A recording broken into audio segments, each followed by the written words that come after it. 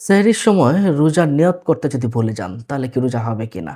দেখুন, রোজা হচ্ছে মনের একটা বিষয়। আপনি অবশ্যই মনে রাখতে হবে, রোজা অবশ্যই আপনাকে নিয়ত করতে হবে। নিয়ত করা খুবই জরুরি।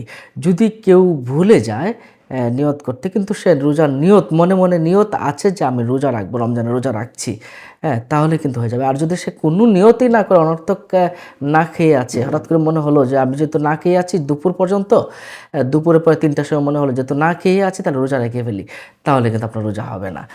আপনাকে নিয়ত করতে হবে দুপুরের আগ পর্যন্তই। বিভিন্ন ফিকহের মাসালাগুলো এই বিষয়ে এসেছে যে আপনাকে অবশ্যই দুপুরের আগে নিয়ত করতে হবে।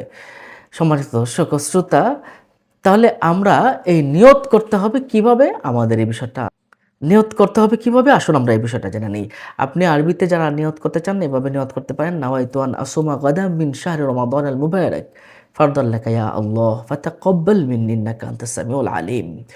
যারা আরবিতে পারেন না বাংলাতে পড়বেন। আল্লাহ, আমি আগামীকাল রমজানের রোজা রাখার নিয়ত করেছি, তুমি কবুল করো। ব্যাস, নিয়ত কিন্তু হয়ে গেল। সম্মানিত দর্শক ও শ্রোতা, এছাড়াও আপনি যদি এইটুকু না পারেন মনে বললে হবে আমি রমজানের রোজার নিয়ত করছি, ব্যাস আপনার কিন্তু হয়ে যাবে।